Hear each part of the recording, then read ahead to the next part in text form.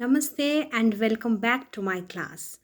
I hope you all are doing very well in your life with your studies and please be stay safe and keep your family members always hydrated because the condition weather condition is really becoming harsh day by day.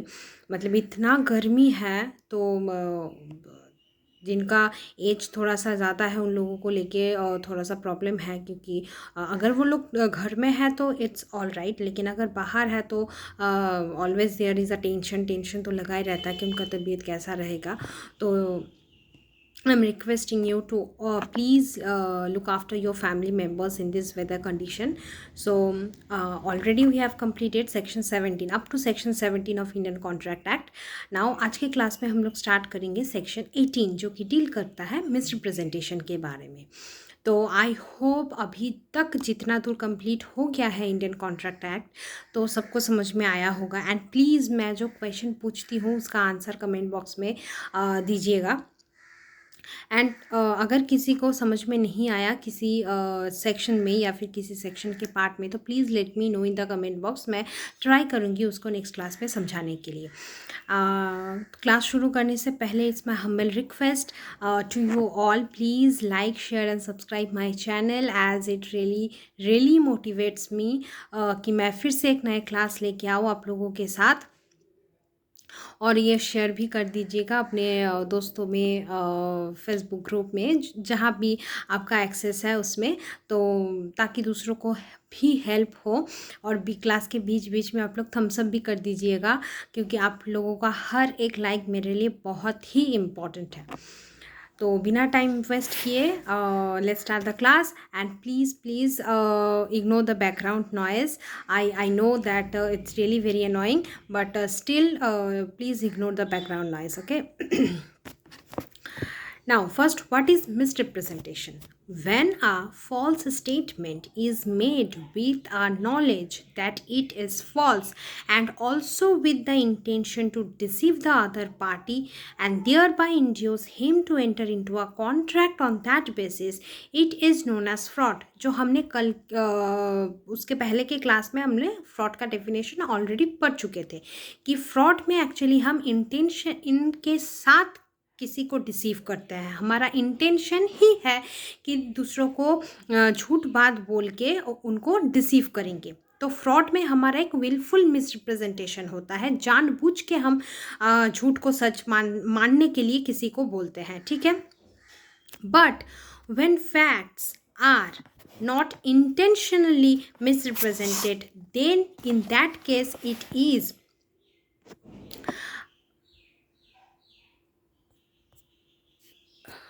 sorry for that disturbance.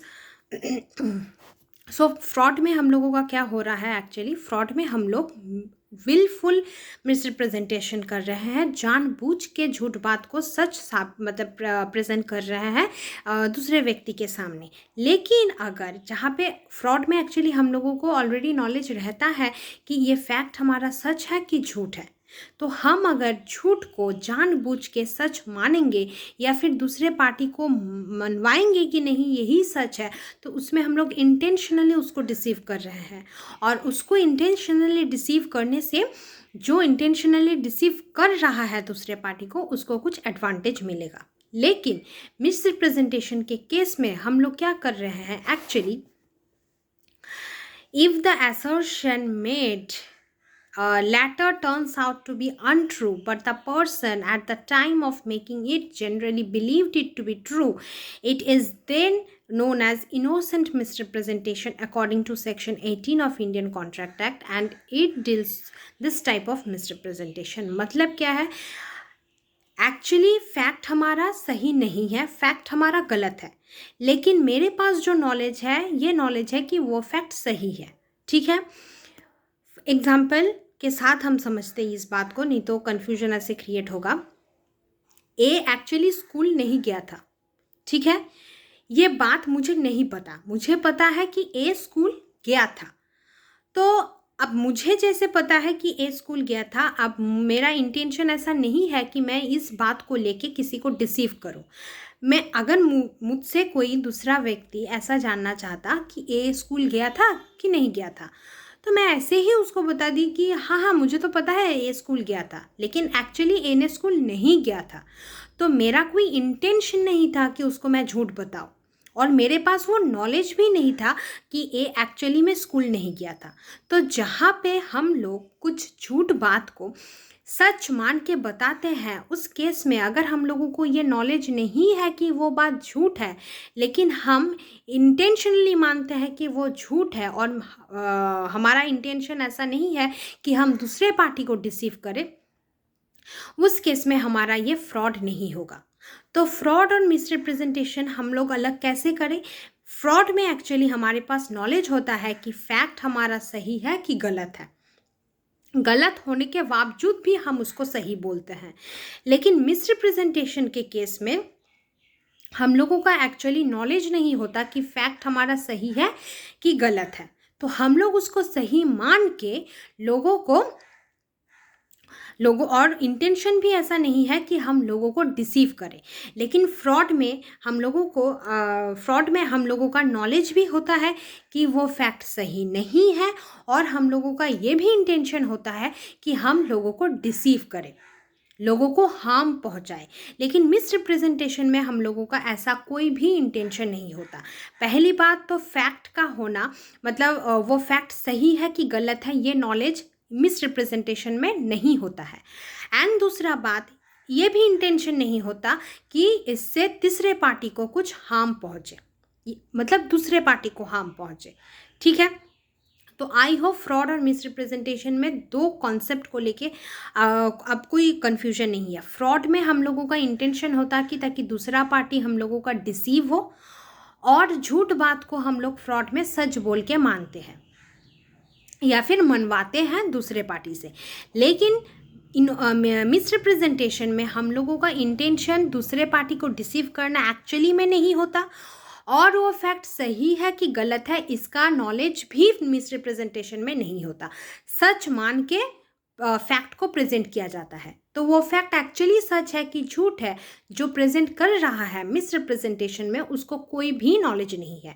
वो in a good faith fact को सच मान के दूसरे party के सामने present करता है। और मिसरिप्रेजेंटेशन में जो व्यक्ति कुछ फैक्ट को प्रेजेंट करता है उसका इंटेंशन दूसरे पार्टी को डिसीव करना भी नहीं होता है। ठीक है, now section 18 defines misrepresentation as follows. Section 18 subsection 1 states that misrepresentation means and includes the positive assertion in a manner not warranted, that is not strictly justified by the information of the person making it, of that which is not true although he believes it to be true। मतलब एक positive assertion होता है जिसमें जो positive assertion करता है, जो fact को प्रेजेंट करता है, उसको ये नहीं पता होता कि जो फैक्ट वो प्रेजेंट कर रहा है वो फैक्ट एक्चुअली में सही है कि गलत है। तो इसका नॉलेज जो प्रेजेंट कर रहा है फैक्ट को उसके पास नहीं है। वो in a good faith positive assertion से उस फैक्ट को सच मान के प्रेजेंट करता है दूसरे पार्टी के सामने। तो 18 सबसेक्शन 1 हमारा क्या बताता है?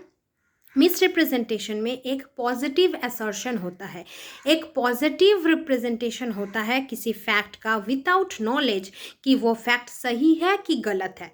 तो जो व्यक्ति प्रेजेंट कर रहा है फैक्ट को वो इन गुड फेथ फैक्ट को सच मान के प्रेजेंट करता है। ठीक है, illustrations.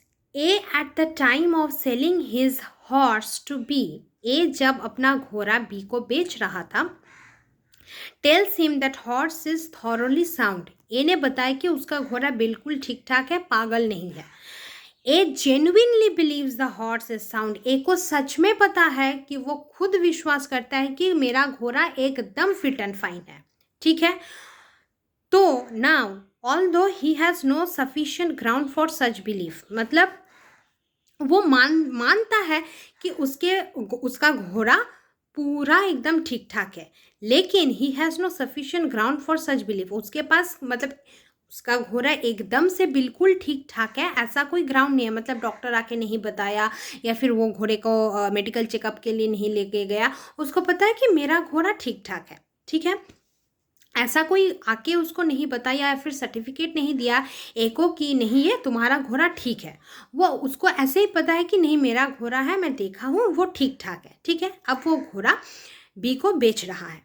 Letter on B finds the horse to be unsound. अब बाद में बी को पता चला कि ये घोड़ा तो अनसाउंड माइंड का है, ठीक ठाक तो है नहीं। The representation of an innocent misrepresentation falling with in the purview of section 18 subsection 1। तो ये जो रिप्रेजेंटेशन हुआ इस फैक्ट का कि घोड़ा मेरा पूरा ठीक ठाक है, तो इस रिप्रेजेंटेशन से ए का कुछ एक्चुअली एडवांटेज नहीं हुआ। वो आमतौर पे अपने घोड़े को बी को बेचा। ऐसा नहीं कि बी को इसमें कुछ नुकसान हो या फिर बी को जो मैं घोड़ा बेच रहा हूँ उससे मुझे बहुत ज़्यादा पैसा मिलेगा। ए का इंटेंशन ऐसा नहीं था।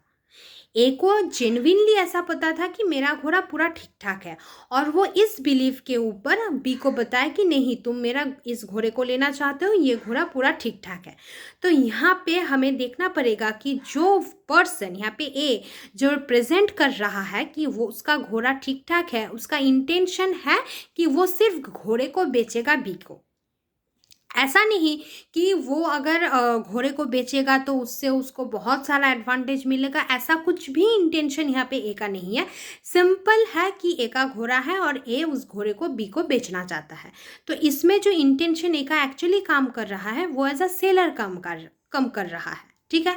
तो इसमें कुछ मिसरिप्रेजेंट मतलब कि दूसरे पार्टी जिससे वो घोड़ा बेचना चाहता है उसको कुछ नुकसान हो, या फिर उस जिसका घोड़ा है ए का घोड़ा है उसको कुछ एडवांटेज ज़्यादा एडवांटेज मिले, ऐसा कुछ इंटेंशन यहाँ पे है नहीं।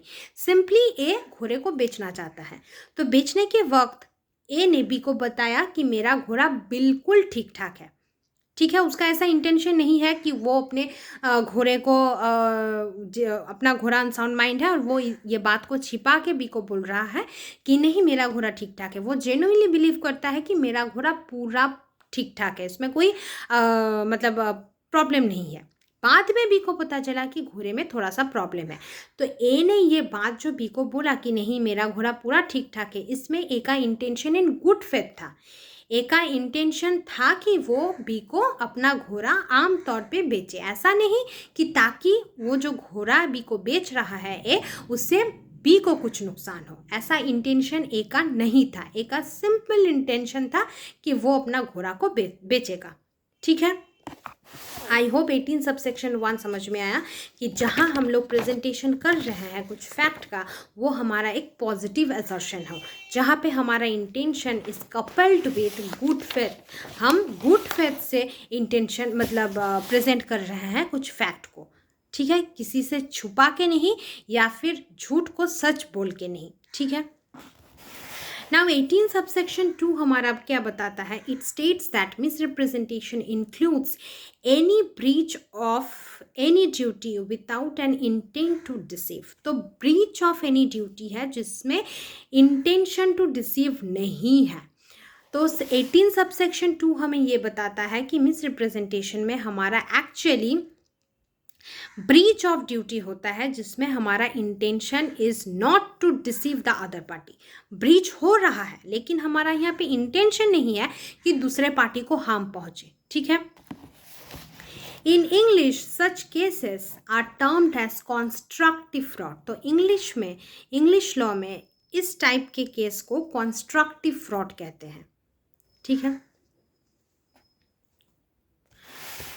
अच्छा, I repeat 18 subsection 2, it states that misrepresentation includes any breach of duty without an intent to deceive, gains an advantage to the person committing it by misleading another to his prejudice। तो यहाँ पे 18 subsection 2 actually बता रहा है कि हमारा यहाँ breach of duty हो रहा है, लेकिन जो ब्रीच ऑफ ड्यूटी हो रहा है उसका इंटेंशन दूसरे पार्टी को डिसीव करना नहीं है। हम मान रहे हैं कि मिसरिप्रेजेंटेशन में एक्चुअली ब्रीच ऑफ ड्यूटी हो रहा है, लेकिन इसमें इंटेंशन नहीं है कि हम दूसरे पार्टी को हार्म पहुँचे। ये जो ब्रीच ऑफ ड्यूटी हो रहा है ताकि दूसरे पार्टी को हार्म पहुँचे, ठीक है।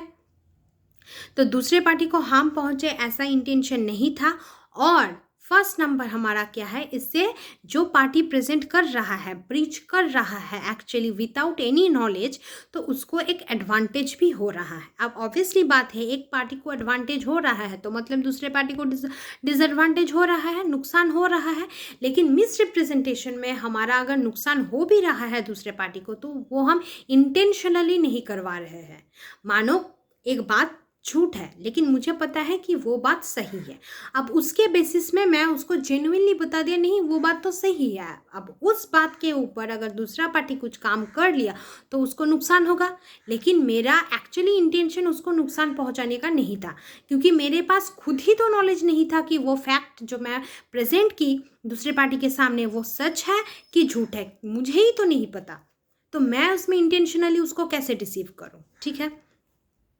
Now 18 subsection 3 हमें क्या बताता है? This subsection states that if other party acting innocently causes or induces another party to make a mistake as to the subject matter of the agreement, there is said to be misrepresentation. I repeat, this subsection states that if other party acting innocently and it causes or induces another party to make a mistake, मतलब एक party innocently कुछ काम कर रहा है, in a good faith कुछ काम कर रहा है, अब उसके बेसिस में दूसरा पार्टी मतलब अफेक्टेड हो गया उसके काम से, अफेक्टेड हो गया मतलब एक पार्टी एक कॉन्ट्रैक्ट में मानो कुछ प्रॉमिस किया, ठीक है, इनोसेंटली प्रॉमिस किया, उसमें उसका कुछ इंटेंशन गलत नहीं था, विद अ गुड इंटेंशन उसने कुछ प्रॉमिस किया। अब उस प्रॉमिस के ऊपर मानो दूसरा पार्टी अपना रेसिप्रोकल प्रॉमिस दे दिया।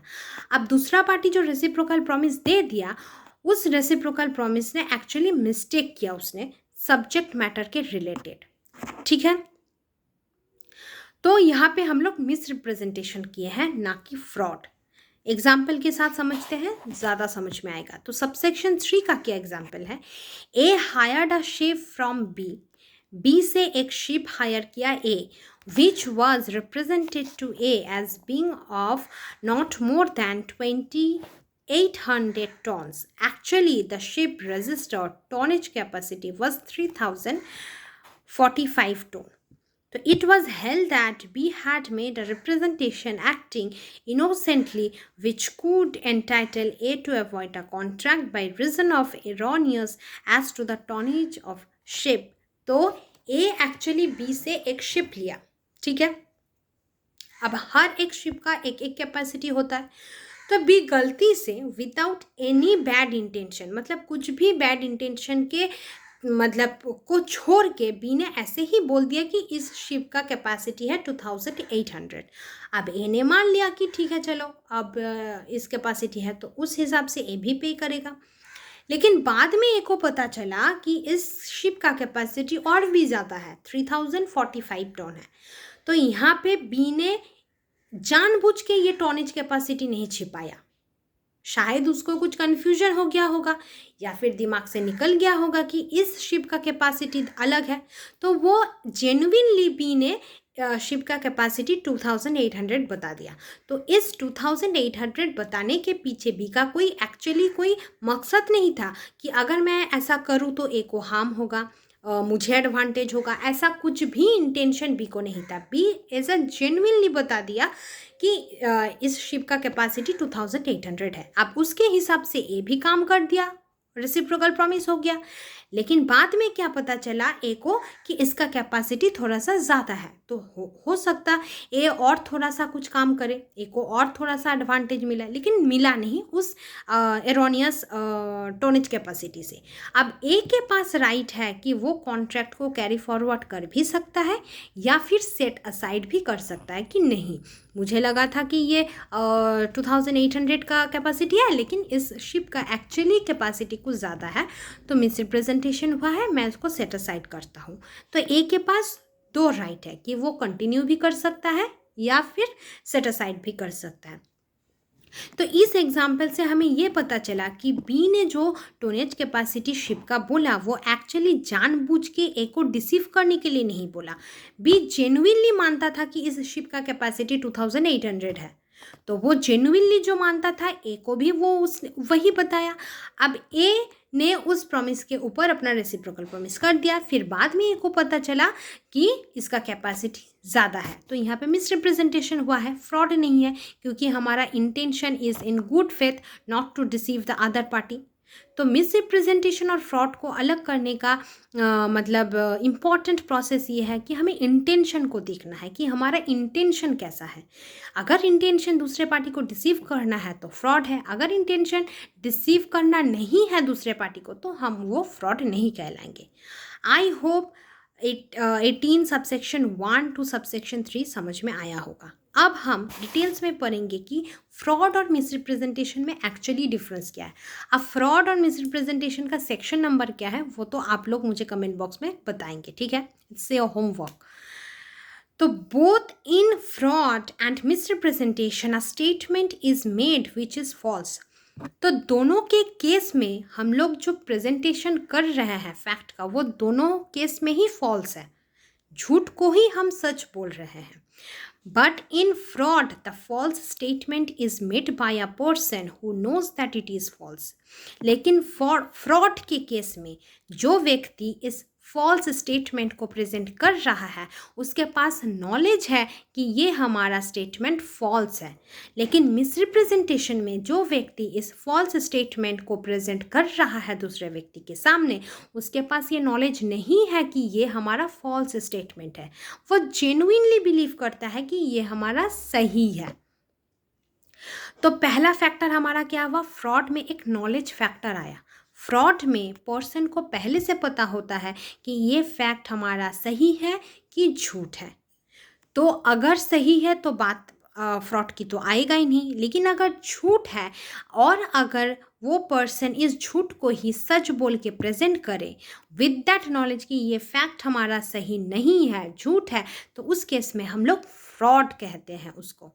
और अगर कोई जेन्युइनली बिलीव करता है कि ये तो हमारा सही है, दो दैट स्टेटमेंट इज़ फॉल्स, वो स्टेटमेंट हमारा फॉल्स है, लेकिन लोग के पास, उस पर्सन के पास नॉलेज नहीं है कि ये स्टेटमेंट हमारा गलत है, उसके पास ये नॉलेज है कि ये तो हमारा सही है, और वो खुद ही इसको बिलीव करता है कि ये स्टेटमेंट हमारा सही है, और वो इन गुड फेथ इस स्टेटमेंट को दूसरे पर्सन के सामने प्रेजेंट करता है। तो उस केस में हम कहेंगे कि इसमें मिसरिप्रेजेंटेशन हुआ है। क्यों? क्योंकि हमारे पास नॉलेज ही तो नहीं है कि ये फैक्ट हमारा सही है कि गलत है। हम मान रहे हैं जेन्युइनली इन गुड फेथ कि ये फैक्ट हमारा सही है, ठीक है।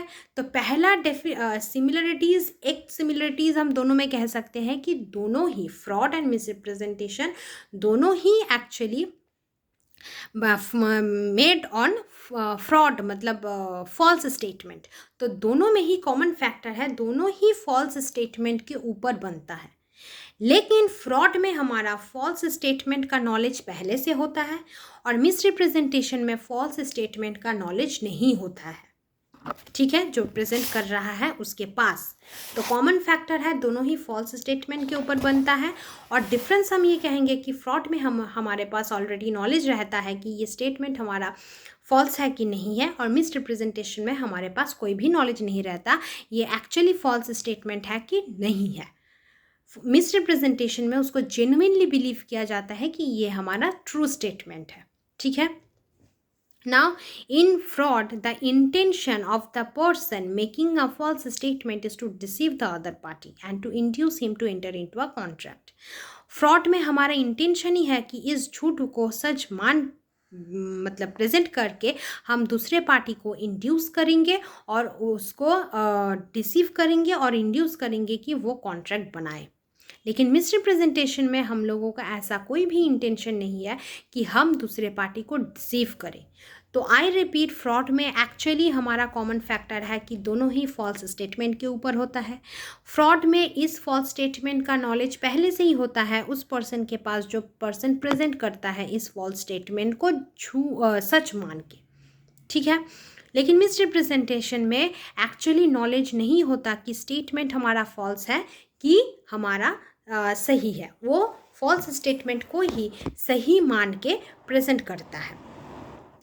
और एक डिफरेंस हमारा क्या है, फ्रॉड में हम लोग इंटेंशन होता है कि ताकि दूसरा पार्टी डिसीव हो, और इंड्यूस करेंगे हम दूसरे पार्टी को ताकि वो हमारे साथ कॉन्ट्रैक्ट बनाए। लेकिन मिस रिप्रेजेंटेशन में ऐसा कोई भी इंटेंशन नहीं है कि हम दूसरे पार्टी को डिसीव करें या फिर इंड्यूस करें कॉन्ट्रैक्ट बनाने के लिए। तो फ्रॉड में हमारा पहला तो वो नॉलेज है कि वो हमारा फॉल्स स्टेटमेंट है। सेकंड डिफरेंस हमारा ये बताता है कि जहाँ पे दूसरे पार्टी को हम डिसीव करने का इंटेंशन रहता है फ्रॉड में, लेकिन मिस रिप्रेजेंटेशन में दूसरे पार्टी को डिसीव करने का कोई भी इंटेंशन नहीं रहता। ठीक है। अच्छा, now according to section 19 of the Contract Act, when the consent of a party to the contract has obtained either by fraud or misrepresentation, the contract is voidable at the option of whose consent is so obtained. तो section 19 में ये हम लोगों को बताया गया है कि कॉन्ट्रैक्ट हमारा voidable होगा अगर कॉन्सेंट हमारा बाय फ्रॉड या फिर मिसरिप्रेजेंटेशन से लिया गया है। तो फ्रॉड एंड मिसरिप्रेजेंटेशन दोनों के केस में ही हमारा कॉन्ट्रैक्ट वॉइडेबल होगा। किसके ऑप्शन से? जिसका कॉन्सेंट हम फ्रॉड या फिर मिसरिप्रेजेंटेशन से लिए हैं, उसके हिसाब से हमारा कॉन्ट्रैक्ट वॉइडेबल होगा। ठीक है। In case of fraud, however, there is an additional legal remedy available to the victim that he can take an action for damages under the law of tort. लेकिन फ्रॉड के case में aggrieved party के पास और एक right है कि वो मतलब टेक एक्शन भी ले सकता है under the law of tort for compensation या फिर फॉर डैमेजेस।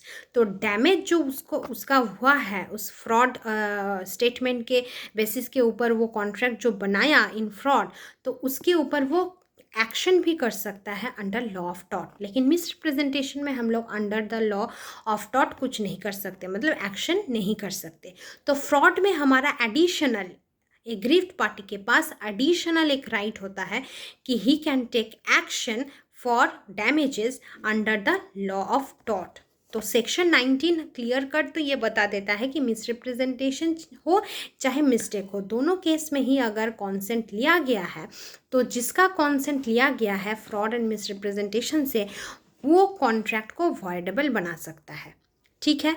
लेकिन फ्रॉड में एक और एडिशनल राइट होता है एग्रीड पार्टी के पास कि वो he can take an action for damages. उसका जो डैमेज हुआ है फ्रॉड की वजह से, उसके लिए वो एक्शन ले सकता है under the law of tort. ठीक है।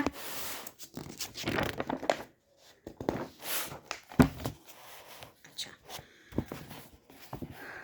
when there is misrepresentation by one party, the contract is voidable at the option of other party। ये तो हम पढ़े अभी। But no such remedy is available, meaning that the contract is not voidable if the party seeking to avoid the contract are the means to seeking the truth with the ordinary diligence, that is, by exception to section 19. Thus, in case of misrepresentation, the fact that the aggrieved party had the means of opportunity of discovering the truth with ordinary diligence as a prudent man would be a good defense for the defaulting party। मतलब यहाँ पे हम एक और exception misrepresentation में पढ़ेंगे। मानो fraud का होना हम ऐसे तो नहीं पहचान सकेंगे, ठीक है, लेकिन मिसरिप्रेजेंटेशन तो अगर किसी का कंसेंट बाई मिसरिप्रेजेंटेशन से लिया गया है तो हमारा कॉन्ट्रैक्ट वॉइडेबल होगा। सेक्शन 19 हमें ये बताता है, लेकिन उसके साथ एक एक्सेप्शन भी ये बताता है कि अगर दूसरे पार्टी के पास डेफिनेट मोड है या फिर डेफिनेट मतलब एसेंशियल एलिमेंट्स है कि वो अगर कोशिश करे, मतलब सेकंड पार्टी अगर कोशिश करे तो सेकंड पार्टी को ये पता चल जाएगा कि उसके साथ मिसरिप्रेजेंटेशन हुआ है। ठीक है। मतलब सेकंड पार्टी अगर थोड़ा सा ढूंढने के लिए, सच को ढूंढने के लिए थोड़ा सा प्रयास करे, कोशिश करे, तो उसे सच पता चल जाएगा कि एक्चुअली मिसरिप्रेजेंटेशन हुआ है उसके साथ। तब उस केस में हम लोग मिसरिप्रेजेंटेशन का मतलब कोई भी कि यहाँ पे मिसरिप्रेजेंटेशन हुआ है तो कॉन्ट्रैक्ट को हम वॉइडेबल मानेंगे, ये हम यूज़ नहीं कर सकते। अगर दूसरे पार्टी के पास, मतलब दूसरे पार्टी अगर थोड़ा सा कोशिश करता सच को ढूंढने के लिए, तो उसको अगर सच मिल जाता, मतलब ऑब्वियसली बात है कभी कभार ऐसा सिचुएशन होता है जिसमें अगर हम लोग कुछ थोड़ा सा छानबीन करें, थोड़ा सा मतलब कॉन्ट्रैक्ट को और थोड़ा सा केयरफुल्ली देखें या फिर पढ़े या उसके कंसेक्वेंसेस को देखें, तो हमें ये समझ में आ जाएगा कि ये तो मिस रिप्रेजेंटेशन हुआ है हमारे साथ। तब उस केस में हम लोग the fact that the agreed party had the means and opportunity, जब एग्रीड पार्टी को के पास ऐसा अपॉर्चुनिटी है कि वो सच को निकाल सकता है, सच को ढूंढ सकता है, then it would be a defence for the defaulting party. तो वो डिफॉल्टिंग पार्टी के लिए एक गुड डिफेंस है। क्या? A, by a misrepresentation, leads B to erroneously believe that 500 kgs of indigo are made annually at A's factory. A ने misrepresentation किया B के, मतलब B के साथ, कि उसके फार्म में, एक्चुअली कंपनी में 500 kg इंडिगो ही बनता है एनुअली। ठीक है, तो B के पास ये नॉलेज है कि A 500 kg इंडिगो बनाता है। B examines the account of the factory which reveal that only 400 kgs of indigo are made. अब B ने बोला कि ठीक है, तुम 500 kgs बनाते हो, तो मैं तुम्हारे अकाउंट का जितना सारा बुक्स है, पेपर्स है, उसको मैं थोड़ा सा देखूंगी। तो तब उसको पता चला कि 500 नहीं 400 kgs इंडिगो बनाता है A। तो इसमें after this B buys the factory, the contract is not voidable on account of as representation vide exception to section 19। तो इस बात को पता होने के बाद भी अगर बी ए से वो प्रॉपर्टी खरीदा या फिर फैक्ट्री को खरीदा, तब बाद में जाके बी जो खरीद रहा है प्रॉपर्टी, ये नहीं बोल सकता कि तुमने तो मिस रिप्रेजेंटेशन किया है मेरे साथ, कि तुम्हारे कंपनी में एक्चुअली 500 केजीज इंडिगो बनता है, लेकिन तुम्हारे अकाउंट के बुक में तो दिखा रहा है कि 400 केजीज होता है, मतलब 400 केजीज इंडिगो बनता है। तो ये बात जो खरीद रहा है उस कंपनी को मतलब जो खरीद रहा है उस कंपनी का, तो बी को पता है ये बात। इसके बाद भी नहीं कह सकता कि तुम मेरे साथ मिसरिप्रेजेंटेशन किए हो या फिर मिसरिप्रेजेंटेशन हुआ है मेरे साथ, क्योंकि पहले से ही तो बी को पता है कि 500 नहीं 400 केजीज इंडिगो मतलब यहाँ पे प्रोड्यूस किया जाता है। तो सेक्शन 4 ये बताता है कि तब हमारा वो कॉन्ट्रैक्ट वॉइडेबल नहीं होगा। ठीक है, तो वॉइडेबल एक कॉन्ट्रैक्ट में अगर कॉन्सेंट मिसरिप्रेजेंटेशन या फिर फ्रॉड से लिया गया है तो कॉन्ट्रैक्ट हमारा वॉइडेबल है। ये तो 19 क्लियर शब्दों में बता दिया है, लेकिन उसके साथ ये भी एक्सेप्शन को बताया है कि अगर डिफ़ॉल्टिंग पार्टी या फिर aggrieved party with ordinary means अगर सच को ढूंढ सके, तो उस केस में वो वॉइडेबल कॉन्ट्रैक्ट नहीं होगा। ठीक है, तो as a prudence and diligence man, तो हर कोई देखेगा, अगर मैं मानो एक प्रॉपर्टी खरीदूंगी तो उस प्रॉपर्टी का क्या क्या चार्जेस है, क्या क्या डेट्स है, या फिर उसके ऊपर अगर कुछ लाइबिलिटीज़ है, तो सब ना मैं देखूंगी। प्रॉपर्टी किसके पास से गया है, कब खरीद, मतलब पूरा पास्ट रिकॉर्ड उस प्रॉपर्टी के बारे में मैं देखूंगी। तो ये मेरी जिम्मेदारी है कि मैं सब कुछ देखूं खरीदने से पहले। अगर ऐसे ही खरीद लिया, खरीदने के बाद अगर मैंने ये सब नोटिस किया कि नहीं, वो जो मुझे प्रॉपर्टी बेचना चाहता था उसमें इतना सारा कर्जा बाकी है, ये सब बाकी है, वो सब बाकी है, तो अब मैं ये नहीं कह सकती कि यहाँ तो इतना सारा कर्जा बाकी है और तुम मुझे बोल दिए कि तुम प्रॉपर्टी खरीद लो, ये प्रॉपर्टी अच्छा प्रॉपर्टी है। मुझे देखना पड़ेगा कि वो प्रॉपर्टी एक्चुअली अच्छा है कि नहीं अच्छा है। ठीक है, तो अगर मुझे ये बात पहले पता चल गया कि प्रॉपर्टी में एक्चुअली ये मतलब प्रॉब्लम्स है, तो उसके बाद भी अगर मैं प्रॉपर्टी को खरीदी तो उसमें मैं ये नहीं कह सकती थी कॉन्ट्रैक्ट हमारा, प्रॉपर्टी जो मैं खरीदी ये कॉन्ट्रैक्ट हमारा वॉइडेबल होगा, क्योंकि खरीदने के टाइम जिससे मैं खरीद रही हूँ वो मुझे ये नहीं बताया कि इस प्रॉपर्टी में ऐसा ऐसा ऐसा है। ठीक है, तो ये एक्चुअली डिपेंड करता है, बर्डन है एग्रीव्ड पार्टी के ऊपर। तो एग्रीव्ड पार्टी को केयरफुल्ली सच को ढूंढना है। ठीक है, अगर वो सच को ढूंढ लिए कि क्या क्या है circumstances, according to the circumstances, तो उस केस में कॉन्ट्रैक्ट हमारा वॉइडेबल नहीं होगा सच को ढूंढने के बाद। जहाँ पे पॉसिबल है कि सच को ढूंढा जा सकता है उस केस की बात हो रहा है। जिस केस में ऐसा पॉसिबल ही नहीं है कि सच क्या है उसको ढूंढे, तो उस केस में तो कॉन्ट्रैक्ट हमारा वॉइडेबल है, यही हम मानेंगे। लेकिन जिस केस में ऐसा पॉसिबल है कि हमारा सच क्या है वो एग्रीड पार्टी ढूंढ सकता है, तो उस केस में कॉन्ट्रैक्ट हमारा वॉइडेबल नहीं होगा। ठीक है। अच्छा, तो this is all about misrepresentation. तो मिसरिप्रेजेंटेशन में हम लोगों को पहले जो चेक करना है वो है हमारा इंटेंशन। हमारा इंटेंशन क्या है?